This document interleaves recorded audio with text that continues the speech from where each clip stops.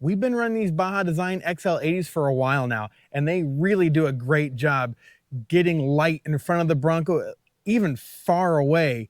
But I've noticed an issue that I think I need to address, so let's get started. Welcome to the channel. I'm Nick, aka Dad, and like I said, we've been running the Baja Designs XL80 for a while. It's a great light, puts a lot of light down in front of us at far distances, but it's really focused right in front of us. And I've noticed when we're off-roading at night or just going down dirt roads and you're running these lights, we're not getting a lot to the sides of us, which is the point of this. It doesn't have a wide spread. So I really want to address that issue, get some more light to the side of us. And with the turn off road light mount here, we can actually add a second light. So today what I'm going to do is I'm going to add an S2 to this from Baja Designs and get a little bit more light to the left of us. Well, one thing I forgot is that turn off road sends you a double-sided like tape with foam to secure this down. So it is really doing a good job, but it's basically tying both these pieces of cowl and side view mirror plastic piece here together. But I've been able to pop the back piece off, which is where I want the most room, really, back here by the windshield. And I think I've got enough now to where I can snake this down through, it looks like. We need to get that plug down in there. There. So now we've got there. Now we just need to put the mount there, and I'm hoping, and we'll make sure it's upright where the S2 Sport's on the bottom. But yeah, I'm hoping I can get my finger down in through here to hold the mount. And what we're basically going to do is mount this right here just to give us more light off to the side. And then once we get this done, we'll show you the wiring. So with Baja Design and their mounts, it goes backwards like this, so it sweeps to the back. They've got a bolt and a washer, which we'll put in through the top. And then we've got a nut and another washer to go onto the bottom, which gets a little tricky because I think, yep, we're gonna run into trouble here because the light mount hole is not big enough for the bolt that Baja Designs gives us. So we're gonna have to find another solution, a different bolt size, something a little bit smaller to be able to fit through that hole. Well, I went down into my office because I was looking through my workbench and couldn't find any bolts that would work, or just had bolts and didn't have a nut that would correspond to it. But went down and we've got our Bronco brace kit and had a bunch of extra of the black bolts, nuts, washers from kind of our old kit. So yeah, if you're interested in a Bronco brace and our gas spring kits, you can check us out on our website at www.monkeybusinessoffroad.com. Put the link down here, paste it, do whatever you need to do. But anyway, found this. I think this will work pretty well. These are a little tricky because you've got to go through here. They do have a recess, so I'm hoping that this nut won't spin. If it does, you know, like a flat bladed screwdriver, or if you've got the small bits that are a flat blade, you can jam that in there to keep it from turning. So we'll see how this goes.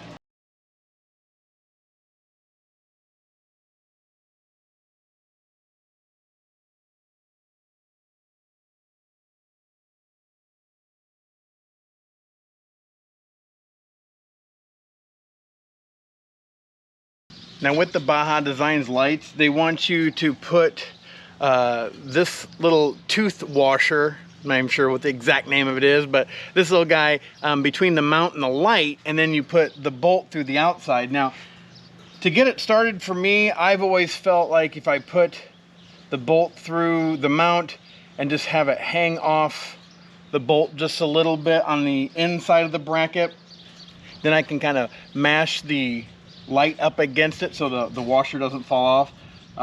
Sometimes it works, sometimes it doesn't, but we did get this one started. Now you basically got to make sure you give yourself plenty of room to kind of slide this guy down in there and then be able to put the bolt through the hole. So I'll get this put on, we'll get back to it. So we've got the light mounted, I've got the wires run through. They actually should be, yep, right down in here and under the cowl here, which it's a lot shorter than I had expected it to be. So hopefully I can get into there and get the connections I need to make, and hopefully be able to get this wired up. But I'll show you a little bit closer to how I'm going to do this, just to make it a little bit easier and be able to disconnect this light independently from the XL80, just in case I ever need to swap it out for any reason. So what I plan on doing is the wiring harness that they send you with the Baja Designs kit, which has an on-off switch. We're using auxiliary switches, but we've got the little plugs here at the end. So what I plan on doing, they give you plenty of wiring. I think what all I'm doing is cutting this, and then we're gonna tie it back into the XL80 lights that are going to its own designated auxiliary switch. So we'll put that together.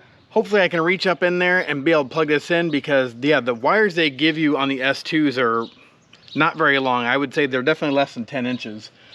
So yeah, we're gonna get that connected and hopefully be able to splice in. We'll splice in, like I said, with their factory connectors, and we'll end up having to cut the XL80s as well and just kind of splice in using our solder sticks. Absolutely love those things, and we'll wrap them in electrical tape just to be sure that there's no chafing or anything like that.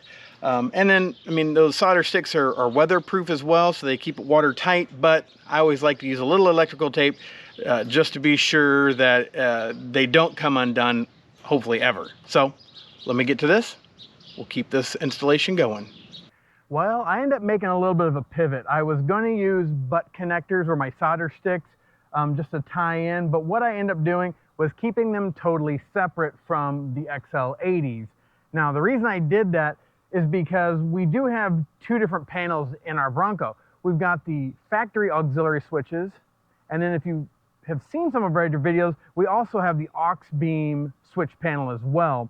It was just because we were starting to run out of different circuits with just having the 6, especially when these guys are needing 11 amps themselves. These are needing, I think, around 2 or 3 total.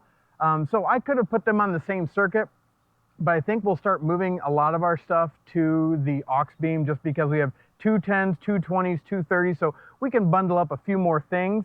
But here, I'll show you what we were using. We actually were using these barrel connectors. These things are really nice. I like these because it gives you a nice clean way to connect on these boards that they have, which let me show you what that looks like. So yeah, here is our aux beam switch panel. This is actually a new one because if you've seen some of our past videos, like I was saying, we actually had power going. We had plenty of volts. We had 12 volts going to the board, but nothing coming out. Well, they sent me a brand new, the whole kit, but now I've got this installed. So now we've got both of them on switch number 6, which is a 10 amp, which is more than we need. But down the road, if we want to start putting a couple things together, we could do that. But just gives me a few more assortments, and I do like that they have a backlit switch panel, which is a little bit nicer than the one that Ford gives you, and you got bigger buttons where you can actually read the sticker that you have on it. So yeah, those I think they're called barrel connectors, or maybe I've seen some different names for those connectors. We'll put a link down below in our description of the video. But now that we have everything buttoned up, I'm just gonna basically go back with some zip ties, make sure all my wires are just kind of up and out of the way. I've got everything taken care of with electrical tape and that, any kind of connections I made. I wanted to make sure we don't have any problems down the road. But now that we have this all done, I just need to reconnect the battery, and then we'll go out here and show you what the XL80s look like, and then the XL80s with the S2s.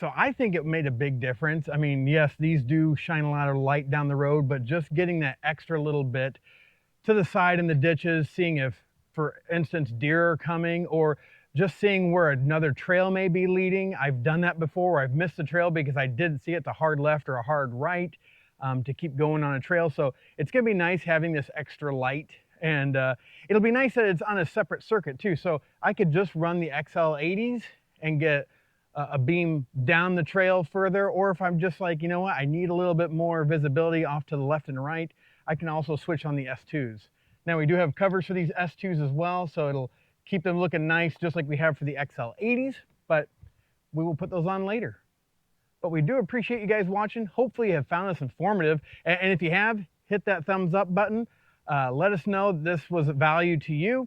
And if you're running ditch lights plus a small light, what are you running? Are you running Baja Designs, or let us know in the comments, what are you running? Are you running something else? Well, I can tell you, I really love my XL80s, but it is nice having these S2s as well, giving me just a little bit more light to the left and right. Because I have found on the trails that sometimes a trail comes up really quick and you miss it because you're just looking where your lights are showing. So the XL80s are way down the road or down the trail. It's nice that my S2s now will give me that little bit of visibility to the left and the right, just in case the trail does turn a little bit more abruptly than I'm used to. And just give me more visibility on the drive out in the country, because just being able to see a deer's eyes a little bit quicker would be nice, and I think these S2s will be able to shine some light more into the ditches and into the brush on the sides of the road. But we appreciate you watching. Hopefully you have found this informative. If you have, hit that thumbs up button for us. Let us know this was of value to you, and we definitely have more content coming on lights. We would have liked to have gone more into the wiring, but it's pretty straightforward finding, you know, your auxiliary switches, or if you're running an aux beam, or a diode dynamics or Baja Designs, whatever switch panel you're running, really does make it simple. Also, if you're not a subscriber, don't forget to smash that subscribe button, because Monk and I, we are constantly looking for tips, tricks, and products that we use in our Bronco that you can use on yours. But as always, thanks for watching and have a blessed day. Bye.